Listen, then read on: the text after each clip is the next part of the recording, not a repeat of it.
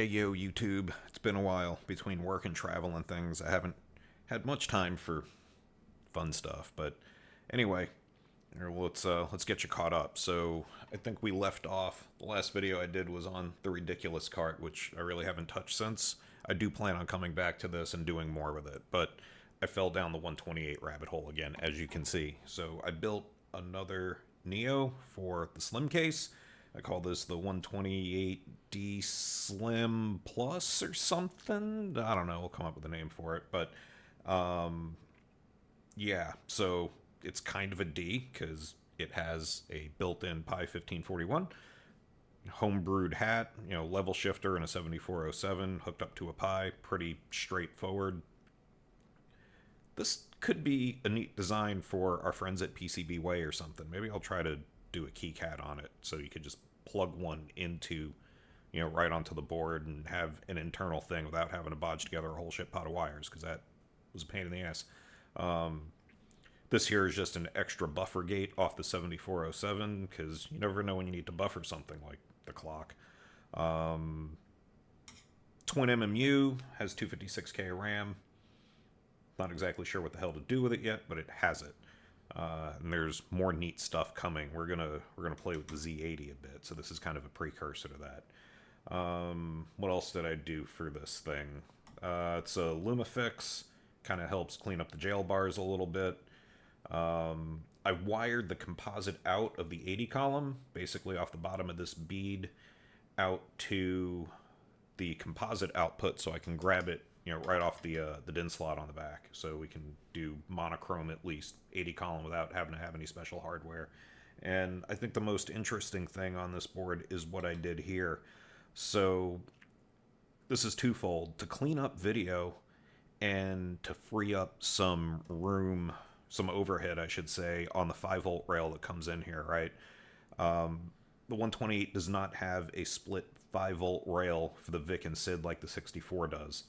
That leads to noise and all kinds of weird shit, and I needed some power freed up to drive the Pi. So what did I do? I removed a couple of the inductors that clean and filter power as it goes to the modulator, the clock gen, and to the VIC itself. And I might even go and feed the VDC this way too, but there was... Where the hell were they? I don't even remember. Oh yeah, this inductor here, L2, L1, and I think there was an L3. Yeah, L3 in here. So I forget exactly which one's which, but there's 1, 2, 3 inductors that if you pull those out, you will pull power from the modulator, from the clock gen, and from the VIC.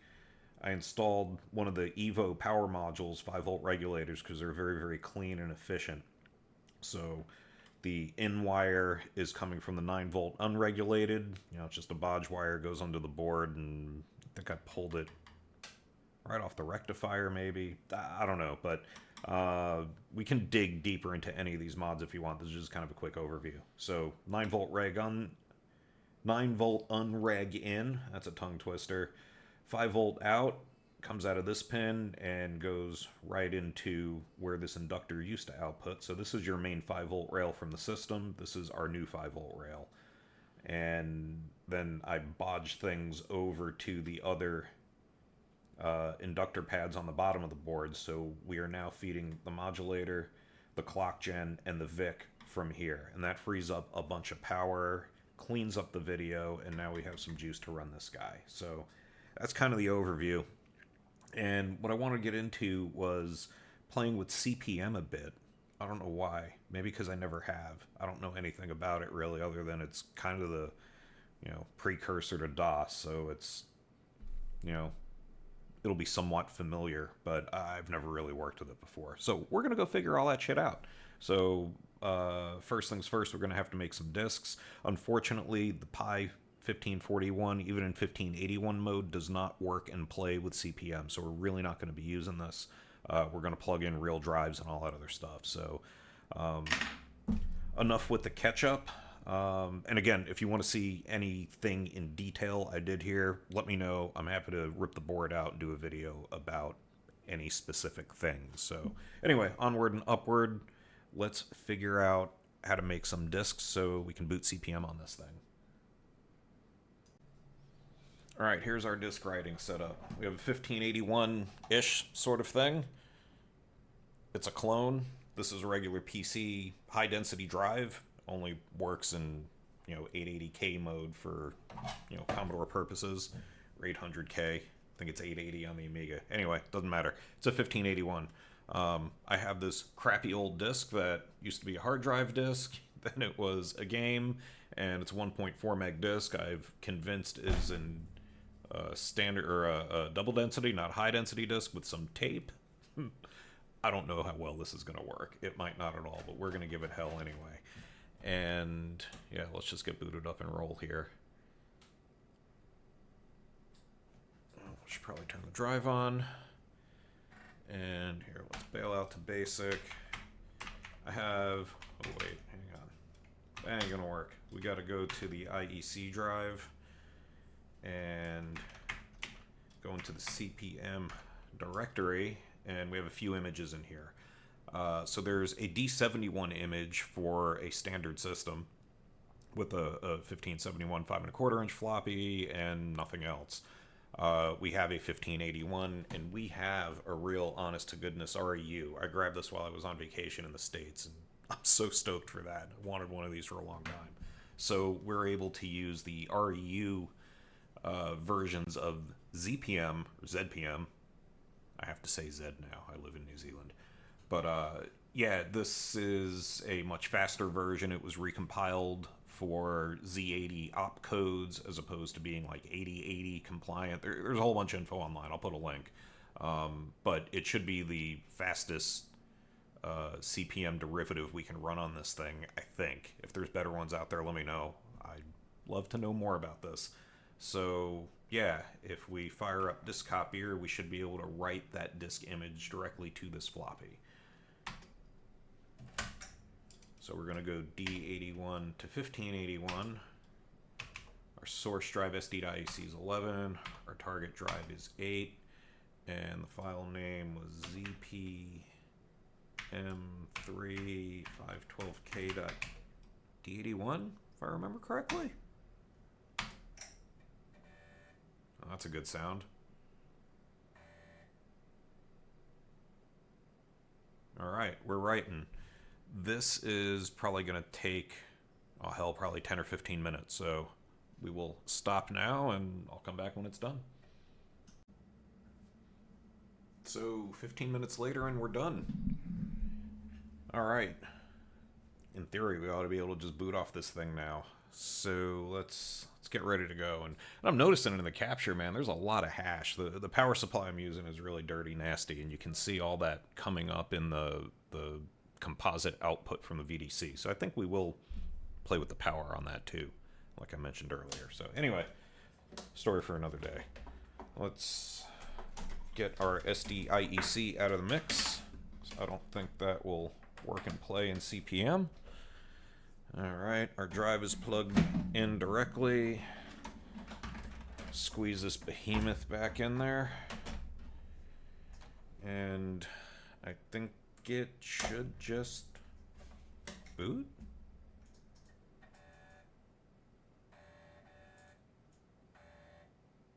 Oh, sweet, look at that.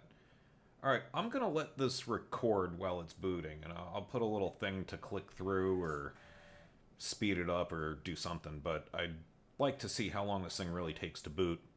Because what it's doing now, I mean, it's booting CPM, the kernel or whatever you call it, and after it does all that, it's actually going to copy a bunch of stuff to the REU to run out of the REU, from what I've read. All right, today's date, whatever. Alright, it didn't like that, but I don't really care.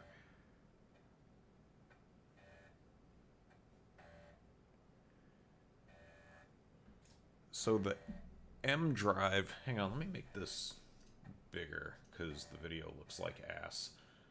So M0 and M1, I believe, are the REU. And then this double $sign A0, those must be folders that are mapped to different like logical unit letters, I guess. I don't know. I have no idea what I'm doing. But I do remember reading that it loads a bunch of stuff and creates an M drive. So that must be what it's doing here now. Alright, so we'll let this cook.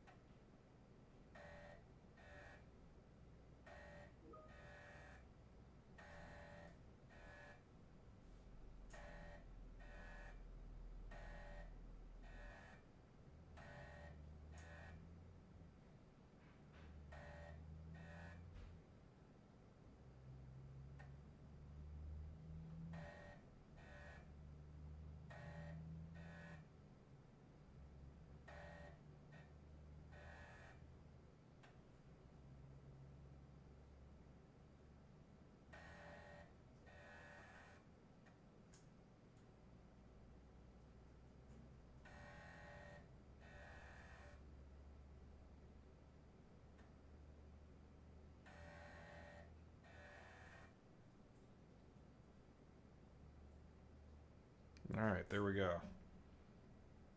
So if this started at 2300 exactly, it took 2 minutes to boot. I don't know. We'll time it later and see, but...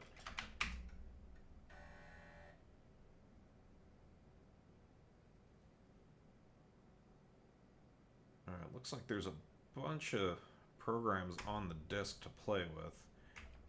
Is this like DOS? Can we go M:, work?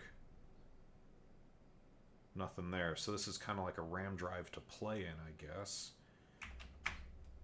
Does that work? Yeah, look at that. Alright, so this is the OS itself that it loaded into the RAM drive. So all these things should run quickly instead of having to seek every time.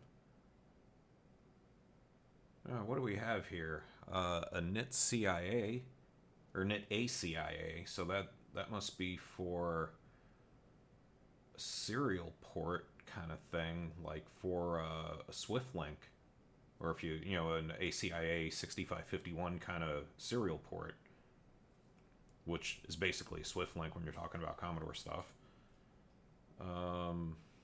Other than that, it looks like typical compression utilities and changing directory and file management and that sort of stuff. So, alright, so if we go back to... Oh, so there's A1 root. So is there an A0? Sys, A1, A2, A3? Oh, there's all kinds of shit. Alright, so there's nothing here probably. Alright, so A3 has probably just empty space to play with. 0 KB remain. Alright, so this system disk is basically full. Can't really do anything with it. Nothing in archive.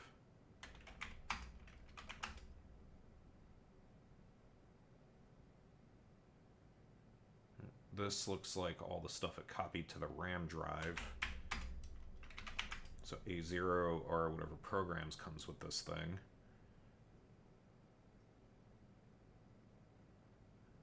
Alright, looks like... Oh, some... few games? Font? Terminal program? Yeah, QTerm and QTerm SL. QTerm SL must be SwiftLink, and that's why it has the ACIA utility. I might want to plug a modem into this thing, but... Alright, so this folder takes up 620K of 790 total capacity. So between what's in A0 and A1, I bet the disk is pretty much full.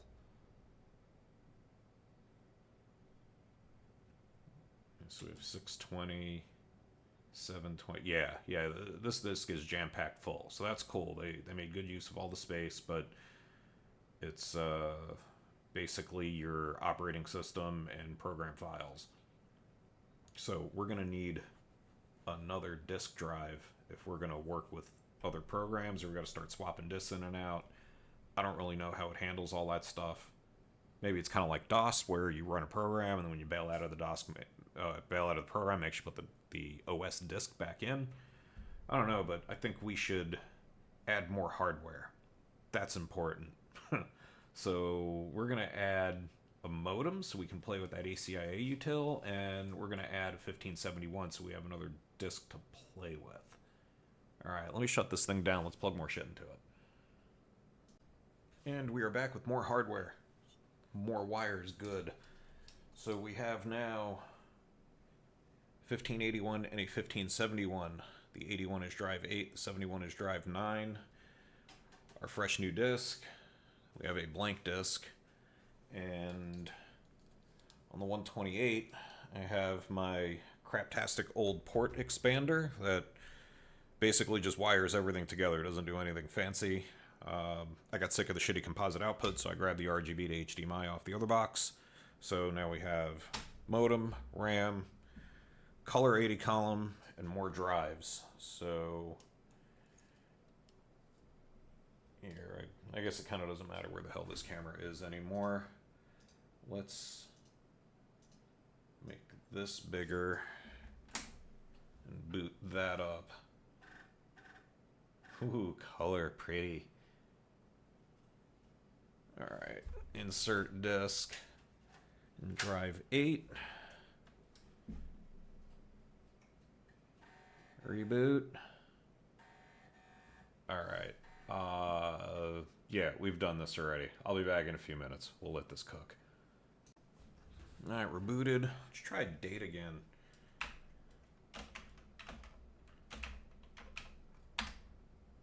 Yeah, like that.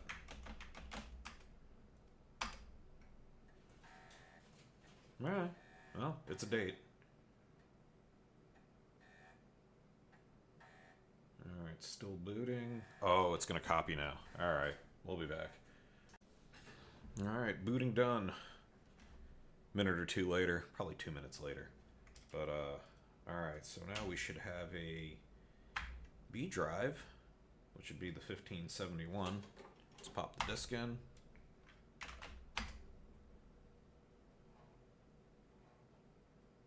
It's thinking about it. Alright, this is just a regular, Commodore formatted disk, so CPM isn't going to like that. Let's go back to A, and can we format B colon?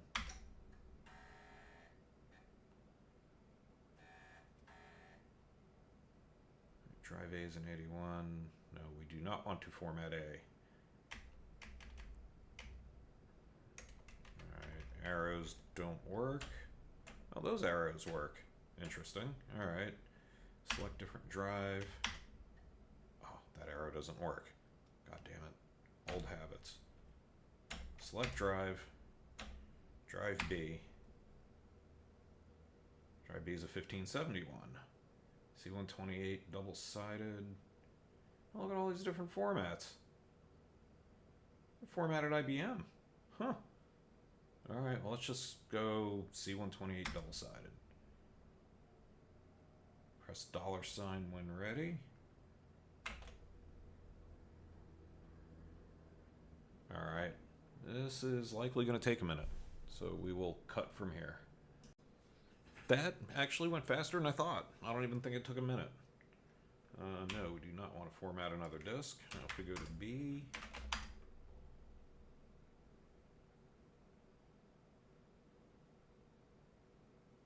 sweet.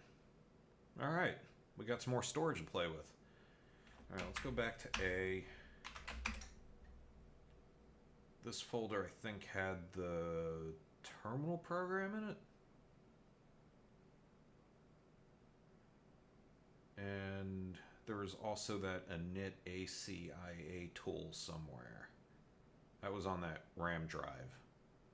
which I'm guessing is in path. Must have path things, right? So here, let's init ACIA. I guess it did something. And this should be a SwiftLink terminal, I guess.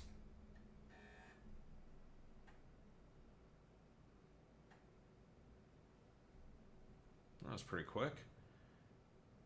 Yeah, look at that. For SwiftLink 232. Perfecto. That's what we have here. So, alright, escape is Control O. So if you go Control O, and then question mark? Sweet. Thank you for help. Alright, change baud rate. Alright, this thing is set for 9600 right now. Can you... Oh, receive file using protocol. I think we're going to use that to download some shit. Has some scripting functions. Alright, let's... Alright, baud rate set wrong. So let's go... Control OB 9600.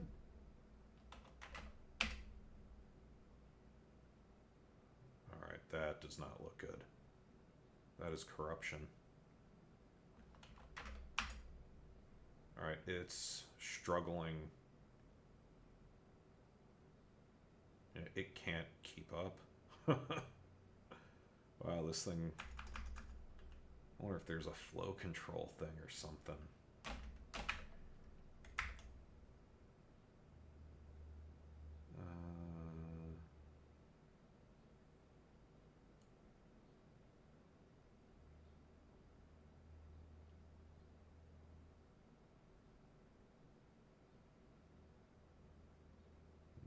No, I'm not seeing anything.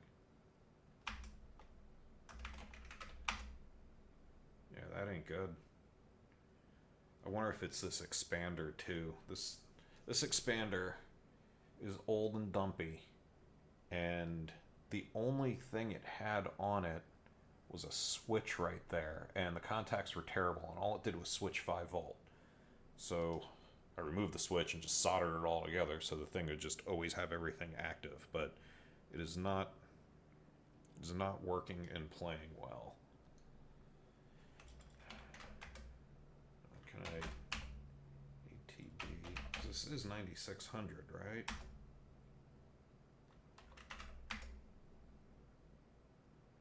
Yeah, there's buffer overrun kind of shit happening. Alright, I have things. I have other things to plug shit in with, but yeah, this is not healthy. We need to reevaluate life choices here. Alright, hang on. We'll be back.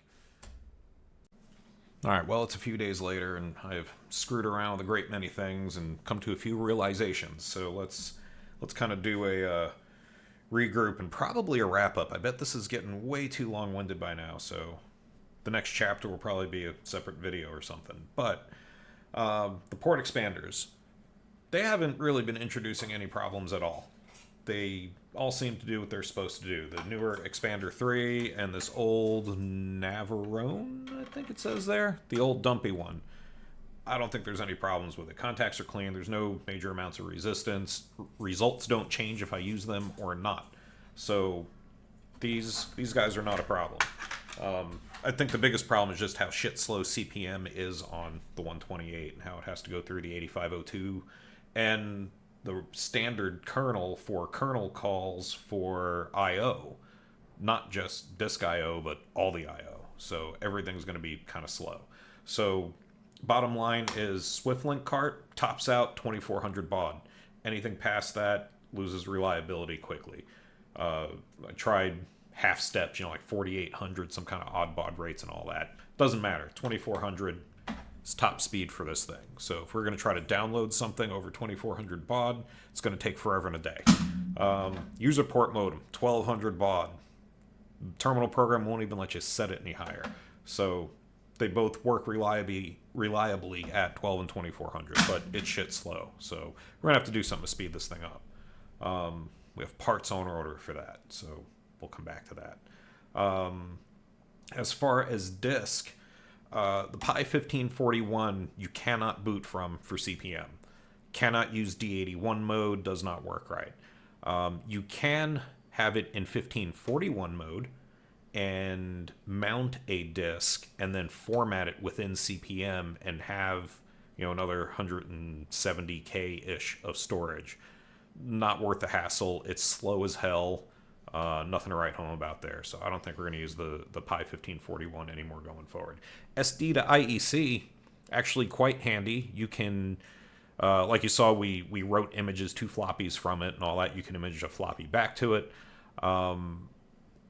It seemingly isn't terribly shit slow.